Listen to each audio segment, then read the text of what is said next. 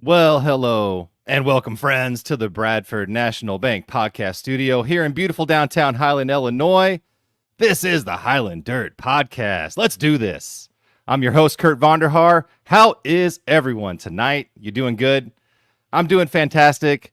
We've been off for about a month with a busy June, graduations, vacations, but we are back.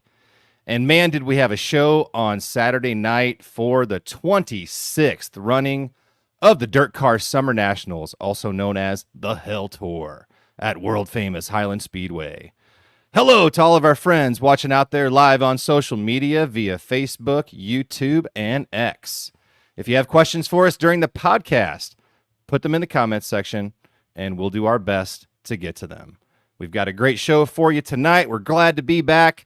Joining us on the podcast will be our co-host, Jacob Blumenstein. And our special guest tonight is modified driver of the number E55 and a track champion at Highland Speedway, the racing realtor, Chad Sellers. The Highland Dirt Podcast is brought to you today by Jansen Auto Group. Hundreds of vehicles are available right now at gojansen.com. With Jansen Ford of Breeze, Jansen Chrysler Dodge Jeep Ram in Carmi, and Jansen Chevrolet in Germantown, they have just the vehicle you're looking for. You can search their entire inventory at gojansen.com. That's gojansen.com. Jansen Auto Group is proud to support local dirt track racing and world famous Highland Speedway. Well, now that we've paid the bills, let me bring on my co-host. He's a feature winner at Highland Speedway in 2024. He drives the number 51 in the Warrior division. He knows more about dirt late model racing than anyone I know. It's Jacob Blumenstein. What's up, Jacob? How's it going, Kurt? Man, it's going good. We've been off for about a month, but glad to be back. Glad to be talking about some dirt racing. And we got a lot to talk about, don't we? Yeah, absolutely. Yeah, we had quite the event on Saturday night at Highland for the Dirt Car Summer Nationals, the 26th running of the Dirt Car Summer Nationals. Jacob, do you know who the very first winner of the Dirt Car Summer Nationals late models was at Highland Speedway? Was it Scott Bloomquist? It was. Scott Bloomquist was the very first winner. Do you know who has the most wins? Shannon Babb. Shannon Babb with 5. But we got a guy that's creeping up after Saturday night. So 28 super late models, 32 modifieds made the trip. Tanner English, Ashton Winger, Turbo Tyler Erb, Mike Harrison in 2 divisions. I mean, we had some of the best in the business in town. What'd you think of the racing on Saturday night? I thought it was awesome. I did not go. I did watch from home, though, but I was happy to see how well the track held up. The bigger shows, as hot as it's been, when's the last time it's rained here? Anything of substance? It's been 3 weeks. So just as dry as it was, I was happy to see they worked the track well. It didn't, dry out like it normally does for the big races. Yep. No rain at all, actually. Just barely a sprinkle, going into Saturday. I know you don't like to trust the weather, man. Going into Saturday, there was an 80% chance of rain and thunderstorms on Saturday. People were, oh no, are we going to race? I run the Facebook page. Can't tell you how many 100 messages that we got asking, are you racing? Are you racing? And we were a go. I mean, and, a couple of other things I think that went really well. I mean, we got done by 10:15. 10:15, last checkered flag for the factory stocks. I mean, that had to be a record, right? I think so. And I think we learned from the Mars race earlier in the year, like you have to just get done sooner. Was it the Mars race where heat races didn't start till 9 o'clock? Everyone loves being home early.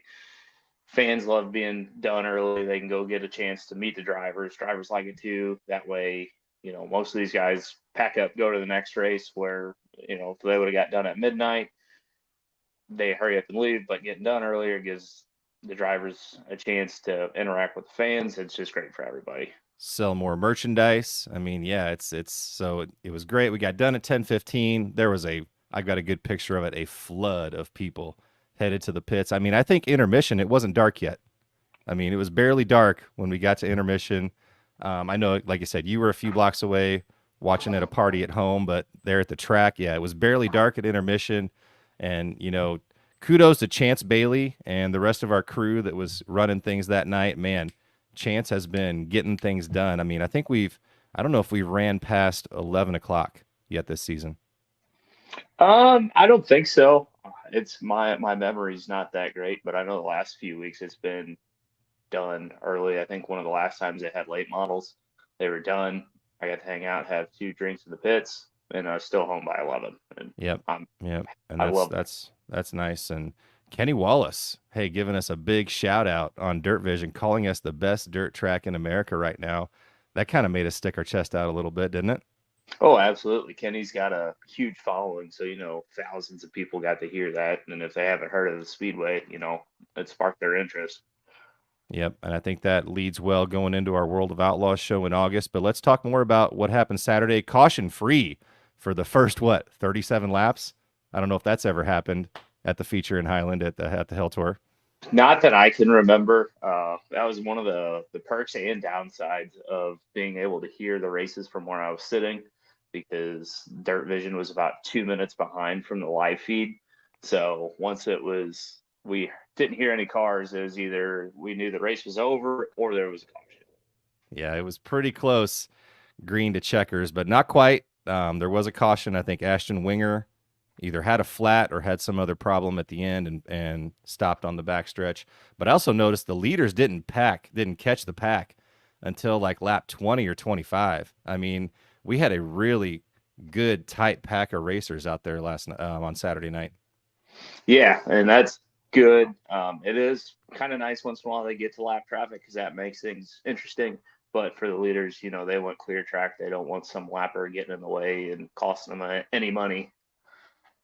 So it took him a while to catch lap traffic, but yeah, Fager picked up his third Hell Tour win in Highland, 2015, 2020.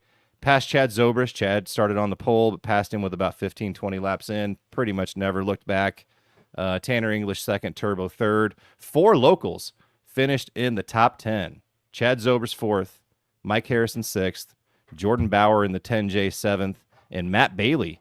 I think Matt Bailey's probably having his best season to date. I mean, he's won a feature at a regular show. I know he finished, I think, top 5 at the Mars Late Model Show. I mean, he's been running fast. Cluse, 11th. So in the top 11, 1, 2, 3, 4, 5 local drivers in the top 11. What's that say about our local late model drivers? That the competition around here is tough. And even, Jason Fager gave shout out to Chad Zobrist, that Chad's kind of been one of the guys around here, and he was happy to see he was up front battling for the lead. I talked to Cluse today. He said just early in the night, car was too tight, but he was a hell of a lot better for come feature time. Yep. And McKinney picks up the win in the modifieds. He's got the track record from the Mars show earlier this year. First win for him, though, at Highland. I mean, he was the fastest car out there in the modifieds, right? Yeah, I think so. I didn't catch too much of the modified feature. Kind of when you're hosting a party, you catch what you need to. So, yeah, I watched here and there. Michael Long wasn't there, was he? He was not. He did not. So I texted him. We had chatted about it earlier in the week, but did not make the trip. So maybe something came up on a Saturday night. But yeah, it would have been nice to see the Mike and Mike show there at Highland. But I think I wasn't disappointed in the modified race either. No, it was still a good race. I know the first few laps you could tell it was anybody's race. I know McKinney kind of drove around Wallace, and Wallace picked it back up. So there for a little bit, it was anybody's race. And you didn't know if Harrison was going to keep blasting the top like he was there for a few laps. Yep. Well, let's go through the podiums real quick, and then let's bring on our guest for tonight. Don't want to keep him waiting for too long. So in the Dirt Car Summer Nationals, super late models, 10,000 to win, the high side hustler, Jason Fager picks up another big win. I mean, he's won the last 3 or 4, I think, last 3 big late model races at Highland. I think if you include the Mars shows. So he's on a roll at Highland. Mm-hmm. Tanner English finished second. Turbo Tyler Erb in his first visit to Highland finished his third. It was cool to see Turbo out there. We got some videos we're going to post of Turbo. He put on a show in the pits and on the track. So it was fun to see him there. Summit Modified Dirt Nationals, 2,000 to win. The Magic Man, Mike McKinney, finishes first. Second, 1A, the Boogeyman, Steve Meyer of Caseyville, Illinois, finishes second. What'd you think about that? I think it was good. I like watching Steve Meyer. He gets after it, so I'm glad to see he had a good run at Highland because I think the last few times he's had some tough luck. So it's good when a driver has some good luck. So hopefully we'll see Steve a few more times this year.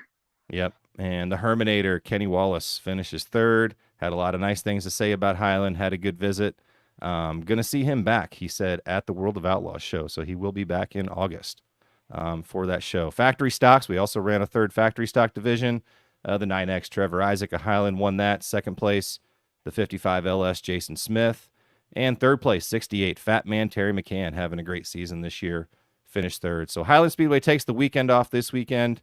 But we return Saturday, July 13th with 5 divisions. But I think a racy track, a big crowd, and the energy of that crowd at the Speedway, I think that sets the stage well for the World of Outlaws show in August. What do you think, Jacob? Yeah, I think it's huge to be coming off a big event. I am bummed. Me and you've been chatting about this.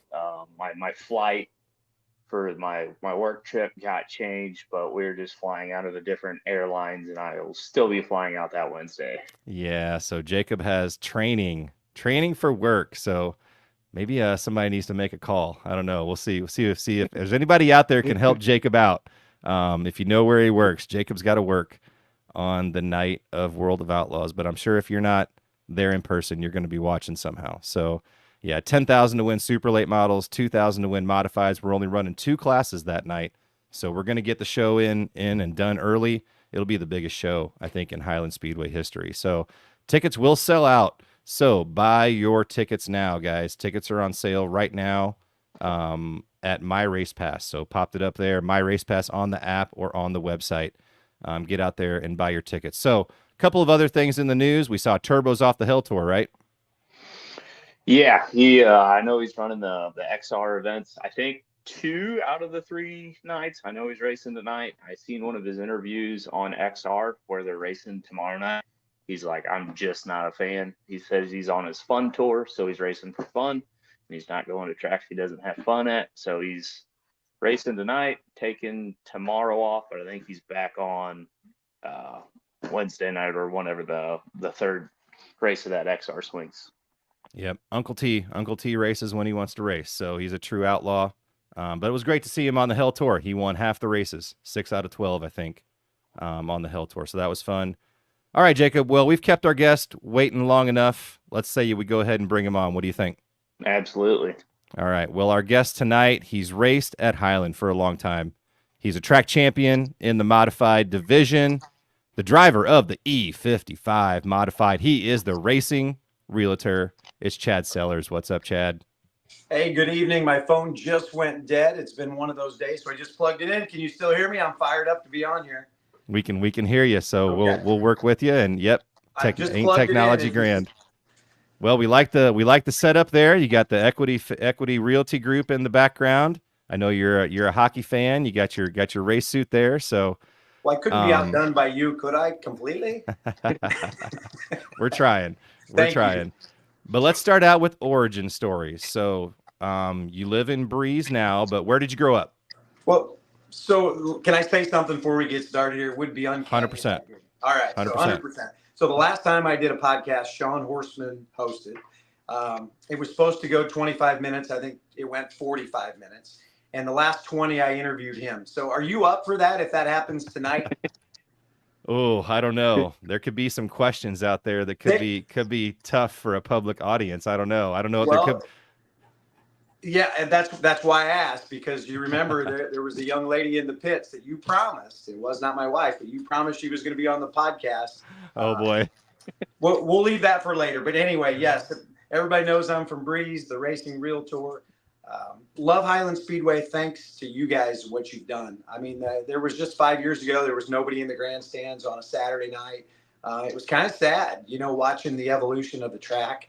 And then, as Kenny Wallace pointed out, you guys have just turned this thing around. And kudos to you. Absolutely. Well, I appreciate that. I mean, it takes an army. There's a lot of people out there that help out. And we went through COVID too. In 2020, we only raced, I think, 4 times. And after Summer Nationals in 2020, it was over for racing. So, yeah, you factor in that too. And it was almost a death knell for a lot of speedways out there, Highland included.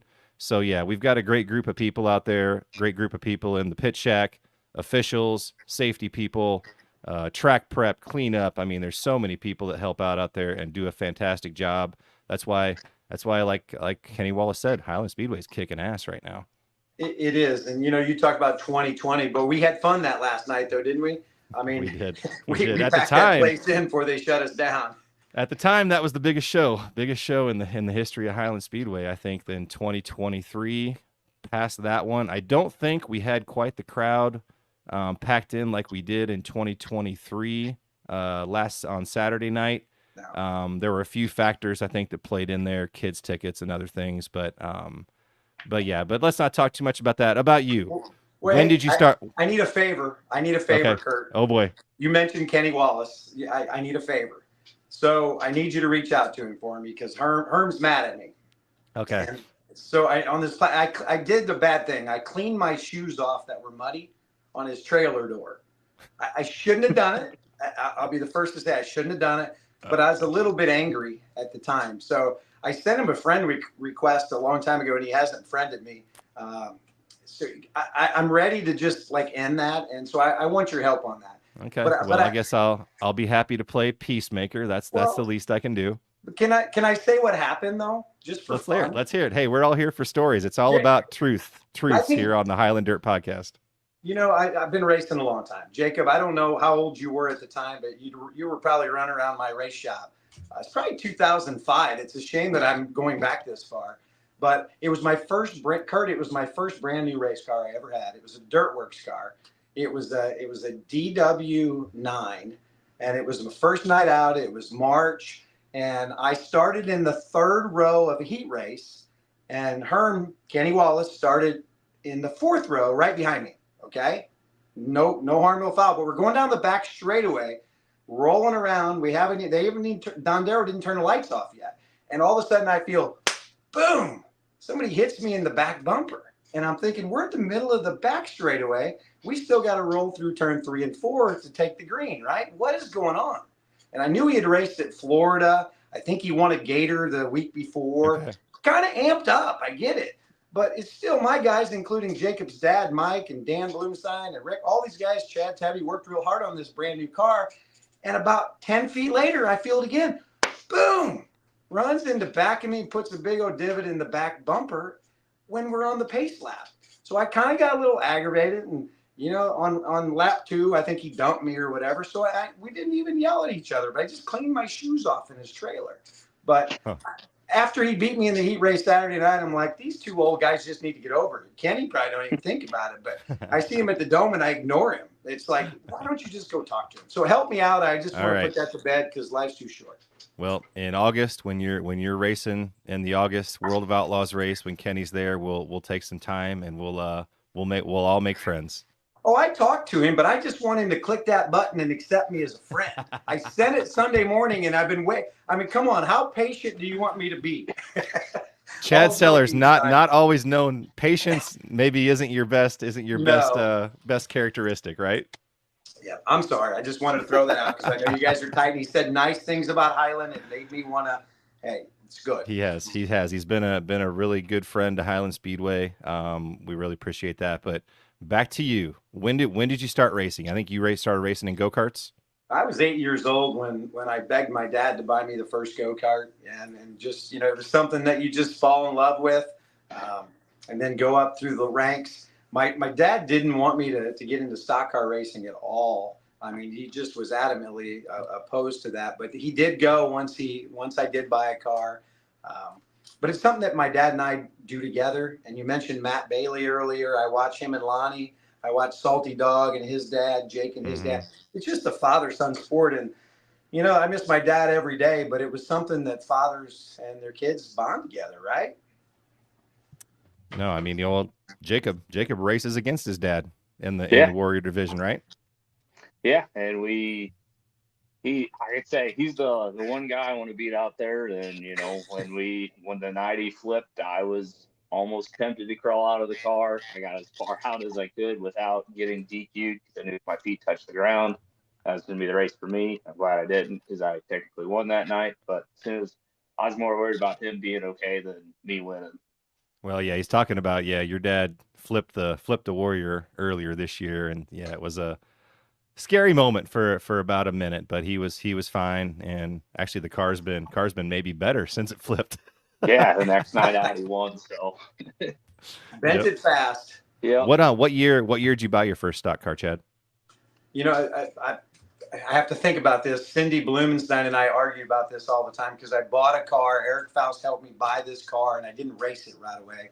I think Marty Smith, 1998 is when my rookie season. I think I raced one night at St. Charles in 1997. So I've been at this for a really long time. Then I bought the kids some quarter midgets and stuff, thinking that they were going to take over, and that's never happened. So I had no idea that I was still going to be doing this to this point. But you know what? It's a passion, and just being in the game is really cool. Always in a modified, or have you raced in other divisions? So I was the late model rookie of the year in 2013 as a 40-some-year-old dude. I bought Mark's Faust car, and my crew tried to talk me out of it. At the end of the day, the car was wore out, but the first 3 nights that I ran that thing, it was amazing. I was in the dash, started next to Randy Cordy and Shannon Babin, those guys. My second night out in the car, Mark was supposed to drive it, so they set it up for me. Third night of the year, the motor blew up, and after that, it just got too expensive. But it's been mostly modifieds, and if you look, I know Mike Harrison's in the late models now, but look at all the guys that have stayed in the modifieds. I mean, from Dean Hoffman, how long B-Long did it. It's just, why is that? I don't know the answer. Competitive. I mean, it's probably at Highland Speedway, modifieds, pro modifieds too. I mean, all of our divisions. I mean, we've got so many local racers that are just good, and that showed in the late models for the Hell Tour. 5 out of the top 11 spots were from our track. I mean that, and in the modifieds too. I mean, if you're come here for a modified race, you're going to have a tough race against a good contingent of local modifieds here. I mean, so, and it's a fun division. It's a fun time. We have a good time in the pits. So yeah, if you haven't been to Highland Speedway out there, guys, get over here. And Chad Seller's pit after the races is one of the best places to hang out. We had a good time Saturday night. I will say that. We've got some really great sponsors, and Saturday night. So the Mash Off, the big hog farmer out there, they used to sponsor us for years, and their son Ryan was at the racetrack, and he came up to me and he's like, we got to get that name back on this race car, and that is because of what you guys are doing. I've had longevity and it's cool, but what you guys are doing are getting people excited. So we need that. And that's cool. That's great to hear. Go ahead. Yep. Go ahead, Jacob. So Chad, what would you say your biggest accomplishment in racing is in your career? There's been so many things that I haven't accomplished. Winning that first feature win way back when, I think it was 2004, 2005. That's a hard thing to do when you get your first feature win, especially with the guys the Dean Hoffmans, the Harrisons, the B-Longs, the Marty Smiths. But I think the evolving to the championships and the things that we've done, trying to help these young kids. I want to talk a little bit about your cousin Aaron Blumenstein. We're trying to, everything that I have done, it's been different than what the blue collar racer does. I'm a white collar racer, and I get it. I've made tons of friends, but I don't have some of the same mechanical ability as what a lot of these people do. So I've had to rely upon some great people to help me. But where I go with that is some of my terrible decisions, because it's all been about a business for me. I was in Dirtworks cars when the Pierce cars were kicking everybody's butt. Why? Because it was a good business decision. Mike Clark made me a dealer. I was buying a new car for $7,500, selling it for $6,500 and getting a new one at the end of the next year. They weren't the fastest cars at the time, but you know what I'm saying? It all ties together, but helping the youth not make the same mistakes that I've made. But my biggest accomplishments were that run we had at the Dome. We had a really good run where we kept getting invited to the Dome, and beating Lucas Lee to win that preliminary event. I think it was in 2018. And then we almost, nobody talks about it, but Mike said Harrison, his biggest win of his career was 2018. If you watch the YouTube video, he was a half a track back at the halfway point of that race. Josh Harris and I were first and second, and I was passing Josh for the lead, and I cut down a tire. But we've had a lot of fun. I don't have the accolades that a lot of these guys do, but you know what? It's about selling houses and helping the young kids these days. That's kind of why I still do it, right? So what does winning a track championship mean to you? Like you said, you had some other accolades. You enjoy helping the youth out, but what do those championships mean to you? So back when, UMP used to take your best night of the week. So when we first started, you could finish in the top 10 in national points in your region or even in national points with your throwouts. But then they started changing the whole thing. And I was more interested, Jacob, in following my kids who are grown now. I took the time to go to their baseball games and events, and it's just what I did. But there was no way I could actually compete for anything else. So running for a championship was always fun. I think I finished second more times than anybody combined, but that was okay. But winning the championship, the first one, and I have to thank Craig Maskell and Mike Harrison for, it was a Shaw by Harrison in 2012. Beat Aaron Klein by 2 points to win our first championship. But to me, that was like, hey, all this hard work paid off. And the people that were around us, it was everything to us because that's all we really set out to do. We're not out there trying to go travel and do other things. Highland is 14 minutes from my house. And it's both of my real estate offices are close. Just kind of works, right? I don't know if that's the answer you're looking for, but that's the truth.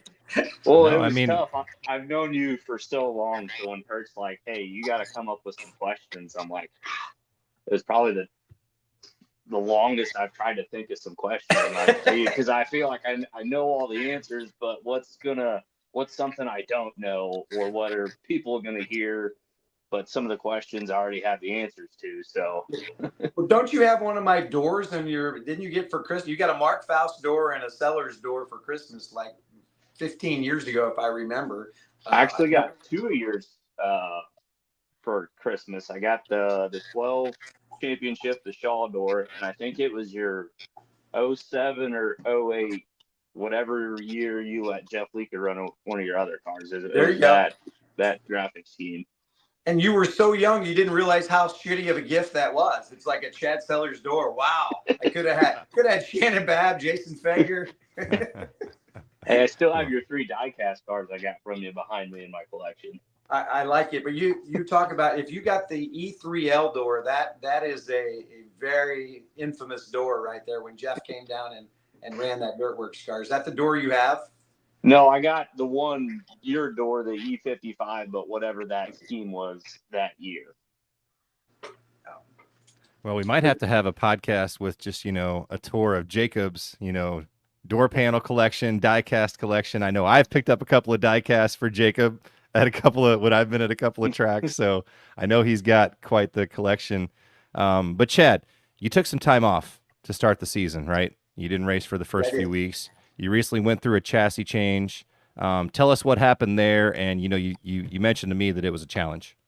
Well, I can tell you, and I have it here. So I have a Longhorn modified, which Longhorn chassis is 708 miles away, one way, 708 miles. Okay. And again, back to the business decision. I was with Mark Bush. Josh Harris and I became really good friends. Josh won one feature that last year, and he's like, Chad, if I was you, and I don't want to throw Josh under the bus, but if I was you, I'd probably buy a Longhorn or an Elite car. And he told me that at Drake's one night, and he's like, I will never leave Mark Bush. Mark is awesome. But if I was you, spending my own money. So I went online and I found a used Longhorn, and it was in West Virginia. So we drove 474 miles, me and Chad Tebby, to pick it up. Ugliest yellow car, morphodite. And I'm on the phone with Steve Arpin asking him a question, and he's like, well, that's not one of my cars. I'm like, what are you talking about? I just drove to West Virginia to buy it. There were 4 different dealers back at the time, and Lowenbro ended up buying the whole shooting match that's today. But he's like, but for $7,500, we can upgrade it. That's what the cars typically cost. It's got an Earnhardt Technologies bar. We're going to throw that away, blah, blah, blah. I'm like, are you kidding me? Oh, no.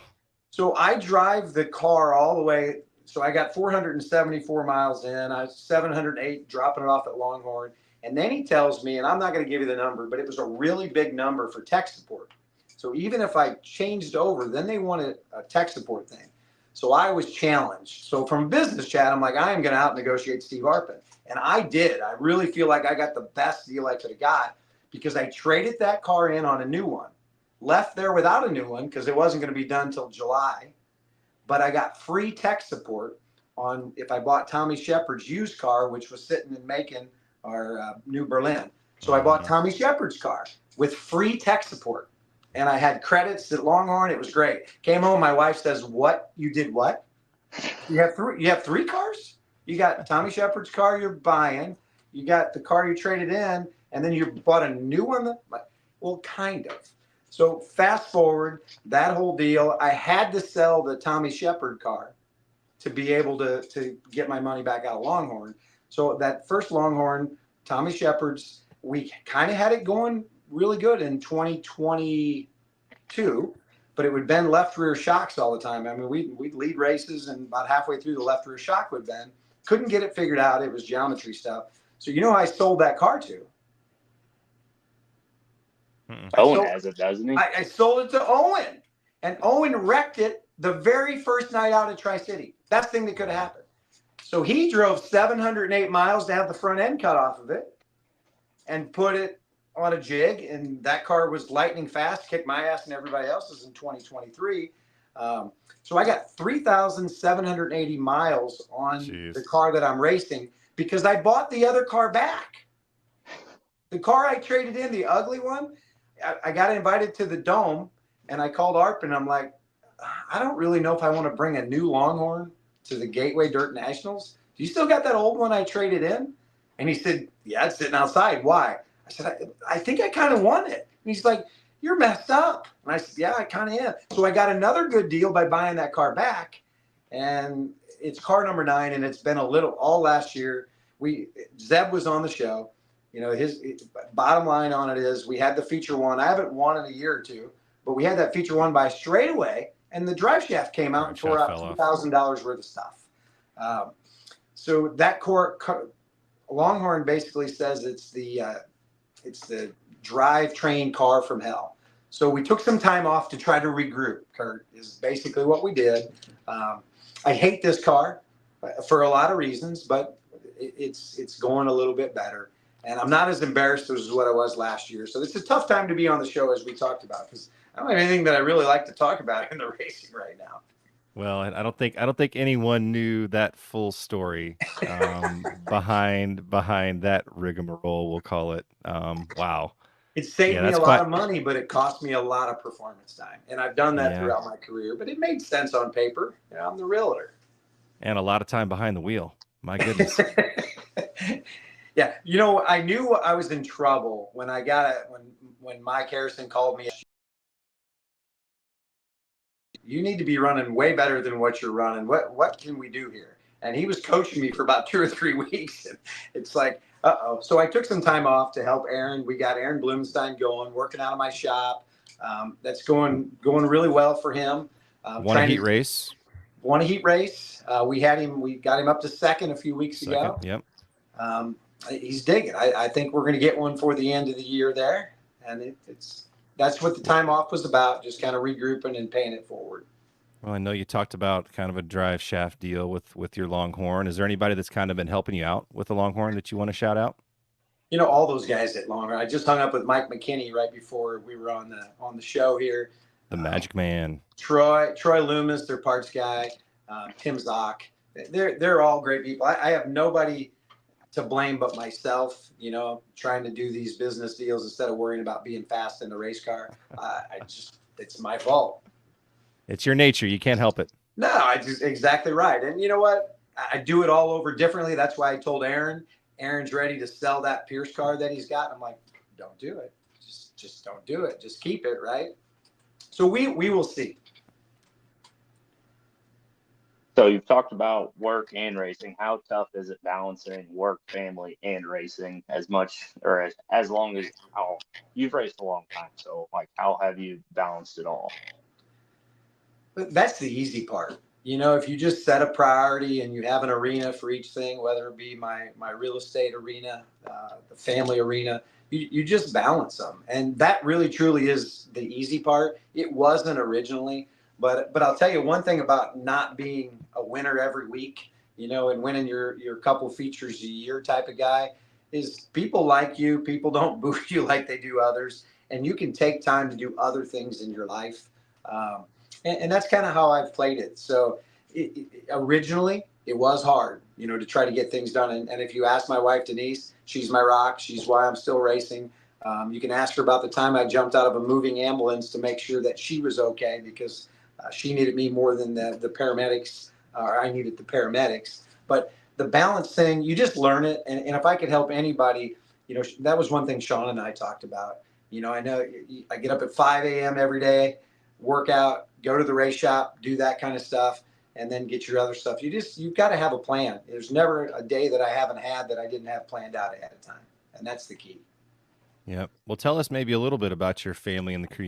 If you're ever sitting next to Chad's wife, Denise, in the stand, she's very entertaining to watch her watch you, because she is on the edge of her seat on all four turns. I mean, but she's very passionate. But who are some of maybe the other people that help you out? Well, Denise is very calm now compared to what she used to be. You should have seen her 20 years ago. The bald guy that helps me, Rick, Rick was my crew chief forever. He wouldn't even sit by her because she would squeeze his arm so hard that he cleared out. So she's calm compared to that. But oh, wow. I have a banner on my wall and says all the credit goes to these guys. And there's probably 50 people on it. Jacob, I think your name's on it. I know your dad's name's on it. Dan Blumenstein, Dominic Sirocco's out there right now. Chad Tebby, just been so many people. You can't do this by yourself. We always joke that people think you just show up at the racetrack and you race and put the car away and bring it out again next week, and there's just so much, especially the winners and the guys that run well consistently. They're out in their shops, 2 or 3 times a week. You guys know. I get out there once or twice, but yeah, there's just too many people to even think of. I'll probably leave somebody out. But well, like you said, the pressure's off when you're not maybe running hard, and you're out there to have a good time. You want to run well. You want to finish in the top 10. When you're out there, and if you can run in the top 10 at Highland Speedway, you're doing pretty good. But I think that's what a lot of it's about, is having your family and crew out there, racing at your track that's 14 miles from your house. Everybody can be there, and I like coming to your pit and hanging out after the races. I was dead tired on Saturday night. I think I'd sweated through 5 shirts on Saturday, so I just didn't have the energy to hang out. But if you haven't done it yet, guys, at Highland Speedway, if you're taking off when the races are over, you're missing out on probably most of the fun. I'd be honest with you, because the connections, the stories. I mean, sitting there listening to the Zeb Mokes and the Rick Canoyers and, all the guys tell these stories. I mean, that's why I think we're making such a focus on getting the races done early. I know that's what, Rigsby has put out nationally, saying, got to get the races done early. So I think we've been doing a good job at doing that. But no, I think it's great to see all the people that are there every single week, helping you out. Yeah, you definitely hit it on that part. The party in the pits, when you get over late, you don't have time to do that. But Summer Nationals is always great because there's so many. I mean, I signed so many flags for the kids. Saturday night was probably the most people we've had down there yet this season, from what I remember. But it's just newbies that just don't even, they don't know any different. So that's fun. Talking about that, I used to, all my trophies, I've only kept the main trophies, but all the neighbor kids get trophies. And that's been the coolest part of it, is just to see their face and to get the kids involved in that whole process. And Randy Cordy did it years ago. I know that you guys are doing the flag up into the grandstands. That's what we have to keep doing. We used to get rides as a kid. Dennis Sellers gave me a ride for Junior Fan Club. Dennis is not my dad either, by the way. Dennis and I joke, if he had $1 for everybody that asked if I'm his son, he'd be rich. And I say the same thing about him being my dad. I was going to ask him to come on with me tonight so we could clear that up, but That's just funny. didn't get Well, you around talk to it. about, yeah, he was the flying deuce with The flying the deuce. two with the wings on it. Yeah, won a lot of races and championships there, but yeah, no relation to you there. I grew up thinking that he was going to be he was my uncle. He came to one of my birthday parties when I was like 12, and there's only like 12 sellers in the whole southwestern Illinois. So I'm like, is that Uncle Dennis? And nobody ever told me any different. So I think I was in past high school before I realized that we weren't related. But if it is this distant. And you talk about the junior fan club. I know Aaron Blumenstein, I think the guy that you're helping out with the B mod, I know he talks about, I think, winning a bike at the Speedway was such a big deal for him. And, yeah, those little things that we're doing, I think kids are having a lot more fun at the Speedway, and you give them other things to do. We got the bounce house. We got something at intermission for them to do. Kids are going to get bored, so you got to give them extra things to do. And we're trying to make that fan experience better. But Jacob, Yeah. I think you're up. So, Well, Chad, I'm kind of tired of talking about me. I'm ready to talk about you guys, but go ahead. All right, this could be my last question then. So I'm gonna make this 2 parts. Okay. So, what motivates you to keep racing? Well, Kurt offended me a minute ago when he says if you go there to run 10th. I don't make any mistake. I know that in the recent year or two you've not seen my best performances. There's no doubt about it. But we don't go there to run 10th. I mean, if I don't run in the top 3, I'm pissed off. And I still go there thinking I've got a chance that I'm going to beat Mike every night that I go or whoever's up there. But the competition's good. I mean, Highland Speedway is good. And when you beat yourself, I'm the only guy, and this is not an excuse. You can ask Willie. I took the car to Willie's dyno shop and had it on the dyno, had everything perfect when we put the Super Bowl on there, and took off and was winning the heat race. And all of a sudden it sucked the gasket into the fuel system.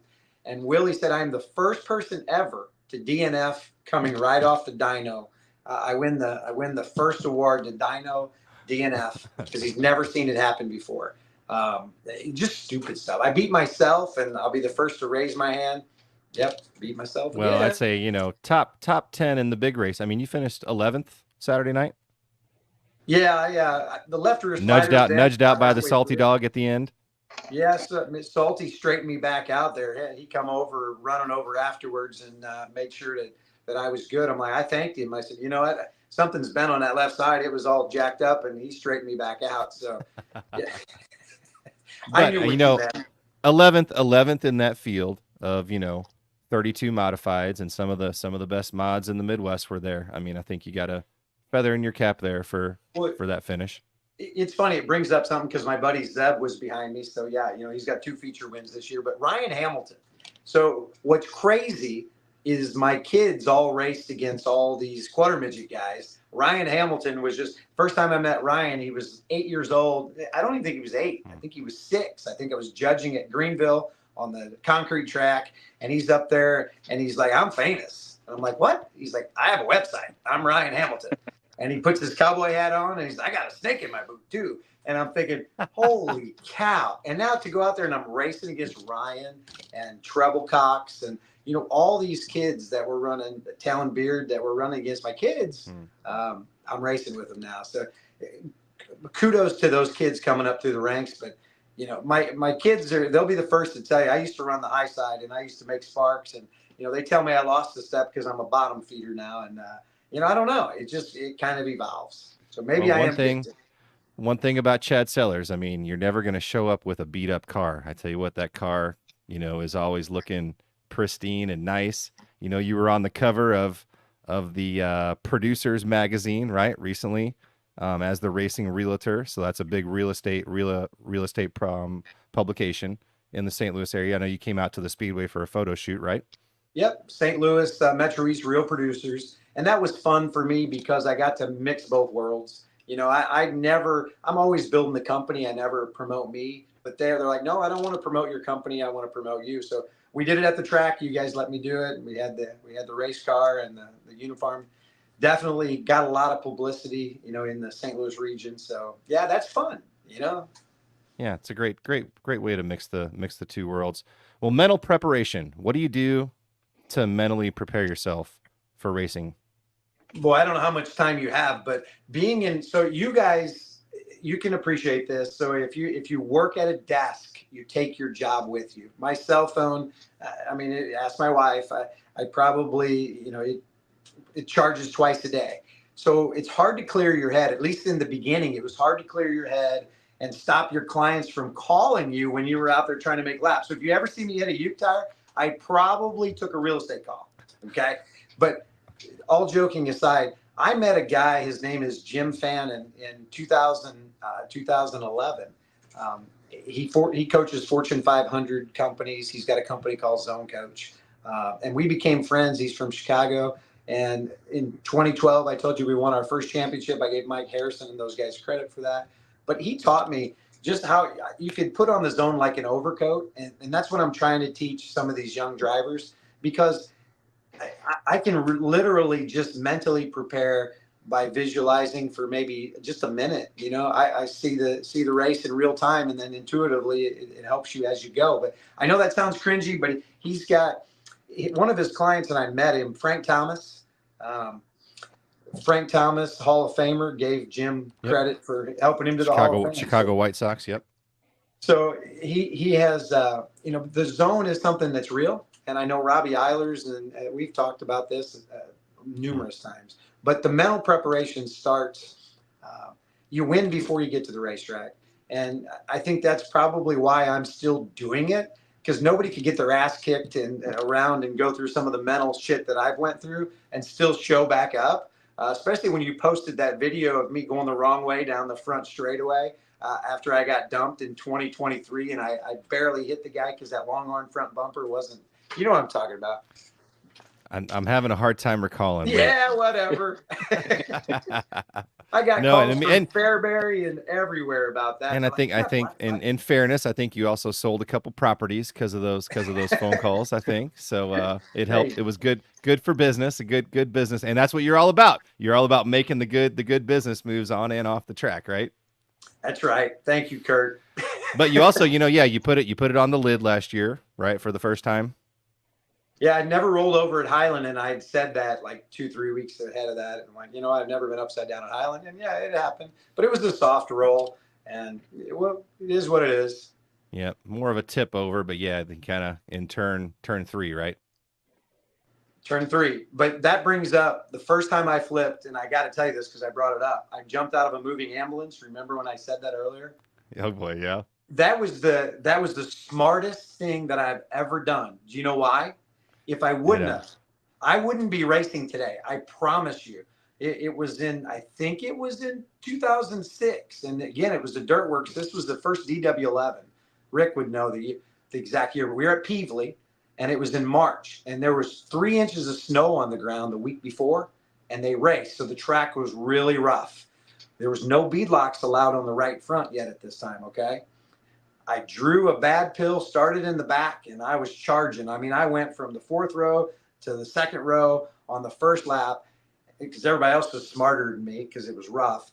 And the right front went flat. And when it did, because there was no beadlock, the nose dug in and the back end went ass over appetite. And I went higher than those shop and save signs at Peevely. If you look up the picture, it's still the most viewed picture, I believe, on their website. When I landed, the body was off the car, and it rolled one more time, and they were like, "Hey, do you know where you're at?" And I'm at Peevely, blah blah blah. They threw me in the ambulance and start carting me away and put a blood pressure cuff on me.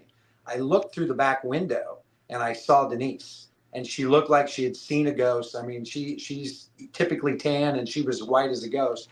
And I ripped the blood pressure cup off, and I opened the door of the ambulance, and I said, "She needs me more than I need you. I gotta go." And I jumped out of the moving ambulance through the pits, and I went over and I gave her a hug. If I wouldn't have done that, I think that probably would have been my last night in a race car. So sometimes you got to do what you got to do, Kurt. But don't ever tell a story like that if you're really in like a first responder or an ambulance, because they will lock you down. Trust me. So did you get back in the ambulance after that? No, I didn't. And I was fine. You know what I'm saying? I got a new helmet next time and went out and raced the next week. The guys put a car together, and these guys are awesome. But it was a pretty nasty wreck. Where were they? Nothing Where were like they? a little roll. Where were they taking you? Oh, just to the infield. What do they have, an infield care center? I don't know. I don't know. Maybe we were going to the casino. I really didn't ask. Gonna take you down the road in Peevely. This is taking a turn for the worst. I'm going to start asking you some of the questions that I wanted to ask you here. Oh boy! All right, Jacob, we're getting close to that hour. Let's get a couple more in here. So I'll ask the second part of my question earlier. So I know you and Uncle Dan have been wanting to scale back on the racing and have tried to find other hobbies in the summer. So out of the cooking competitions, golfing, or making beer, what's your favorite one you guys stumbled upon? Well, it's barbecue competition. I don't say that I'm a real good cook, but the barbecue, it's brewing beer. I mean, the brewing the beer, it's the best by far. My brother in Jedi was in the pits. Justin Eilerman and Jedi Brew Co. is brewing at Excel. And I'm probably throwing out there something that I shouldn't say, but Industrial Brew Co., my brother, Excel, and Jedi are coming with a collaborative brew that's going to come out probably in a week or so.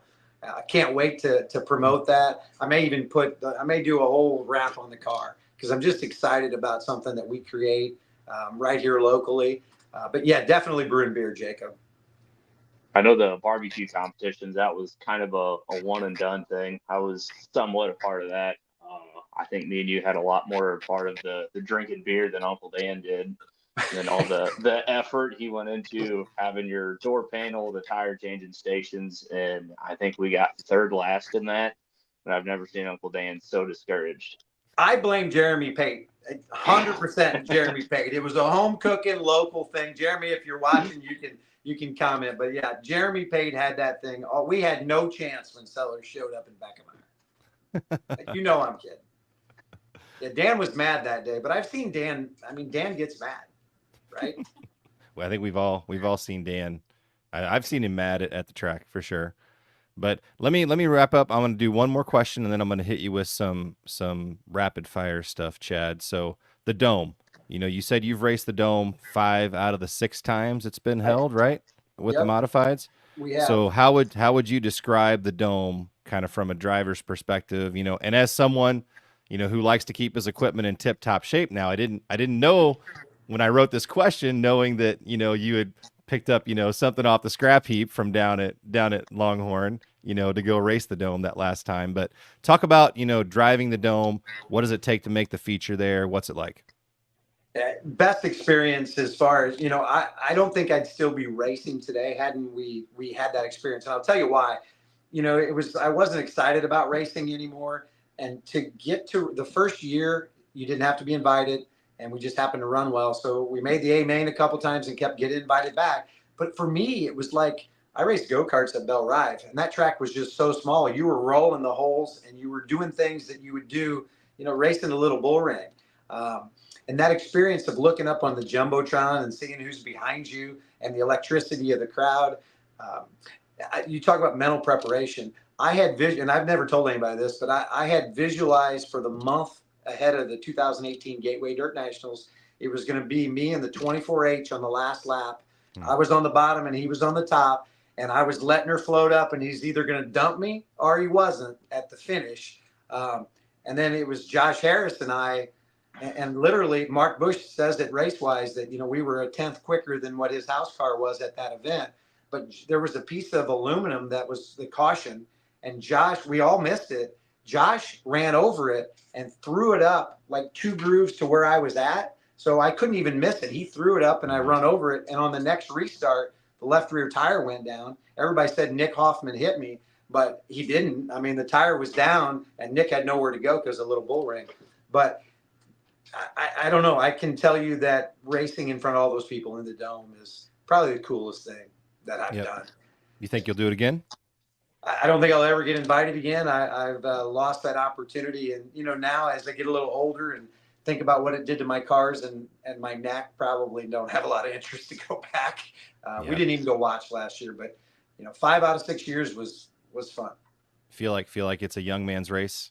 Oh, I didn't know. Kenny Wallace won, I don't think that. But I have disc number 5 and 6. I get an injection in my neck every now and then. So I really need to kind of plan and pick my battles a little bit.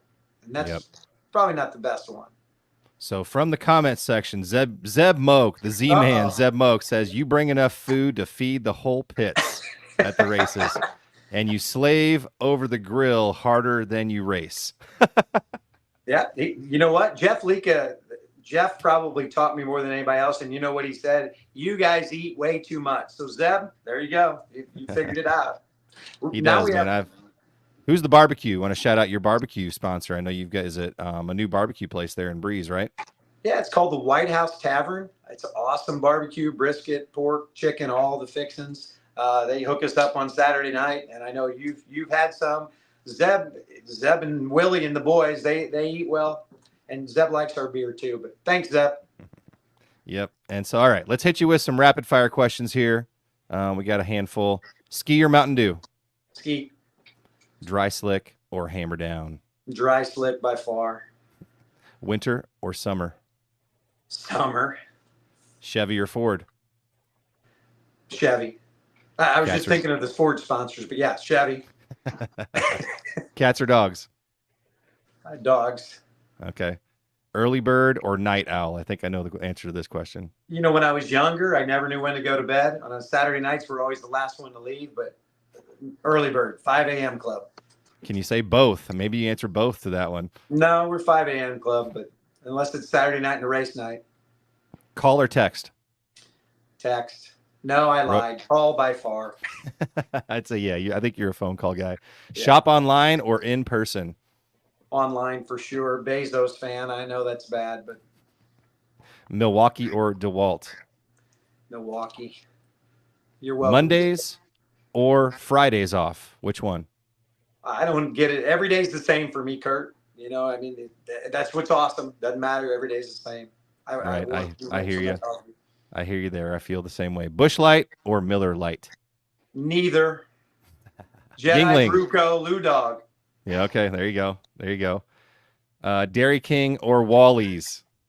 They've both been clients of mine, but we'll say Dairy King. I just saw Michelle, so Dairy King. All right. And last one, pizza, Naughty Pine or Little Augie's? Sorry, Little Augie's Pizza. But Joe's is coming to town. We got Joe's Pizza and Pasta. So we'll Breeze known for their quality pizza. There's no shortage of quality pizza in Breeze. Well, that's it. You did it. Thanks for playing along. Jacob, before we let him go, do you have any last questions for Chad tonight? Hi, I have no further questions. Unless, Chad, you have a question for me. Well, I wanted to challenge you guys to a round of golf. If you can carry your own bag for 18 holes, as they said at the debate here, what's your handicap? Oh, boy. The biggest lie of the night, right? Did you see all that stuff? Well, I tell you what we could do. You know, Jacob and I will play scramble style. We'll play against you, and then we'll see how that ends up. I think that might be the only way we'd have a chance. Okay, I'm going to take my son Blake and Chad against Jacob and Kurt. How about that? I think that actually sounds like a pretty fun afternoon at the course. Maybe we'll even have to put a little bit of it on TikTok Live, on the Highland Speedway TikTok Live. So I got to tell you, I played golf with Michael Ripperda, and we changed personalities when we play golf. He runs the high side and beats the wall down, and I'm the bottom feeder, because when he plays golf, he goes for it. I'm like, he's like, a golf ball costs $1, Chad. The race car I said, no further questions, but we got to get Rippy involved as well. Well, Chad, we really appreciate you joining us. Did you have a good time? You know what? Always have a good time with you guys. Sorry we talked so much about me, but I really have some questions for you, and this meant no, so I didn't go there. But you got to help me with Kenny Wallace, because Kenny, I gave your friend request like 12 hours ago, and you haven't replied yet. I'm ready to fix this. We'll clip that. We'll clip that out, and I'll fire it over to him, and we'll see what he says. So I'm sure he'll come back with a funny answer. So, Chad, anybody you want to give a shout out to, your sponsors, anything like that? Avison Lumber Company, by far, Avison Lumber Company, been a sponsor for over 20 years.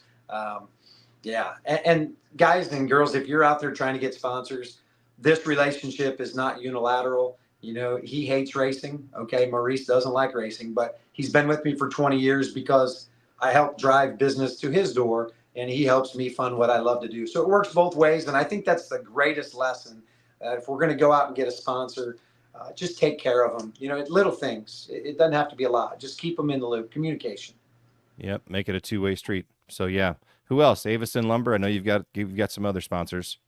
Avison Lumber Company, obviously Equity Realty Group, Jansen. You sponsor the podcast. Shane and the boys over there, Jansen Chevrolet, Ford, been with us for a while. Great people. I don't like to go down that whole litany of sponsor stuff. It drives me. I don't remember who that guy was that you interviewed. He walked around his whole car. I'm like, oh, mind blown. But there was another guy, D. Schwartz. He listed off of memory every single. Perfect. I mean, like 15 sponsors without even looking at his car. I mean, I even told him. I said I did a few of the post-race interviews at the Speedway earlier this year. But yeah, I remember asking D. Schwartz, like, how do you remember all of those sponsors? But yeah, Chad, you've got a whole litany of sponsors on the car, people that have been supporting you a long time. So, well, Chad, thanks a lot for joining us. We'll see you at the track in a couple weeks. All right. All right. Thanks, guys. Yep. Thank you. I'd also like to thank my co-host for today, Jacob Blumenstein. Jacob, tell people where they can find you most days.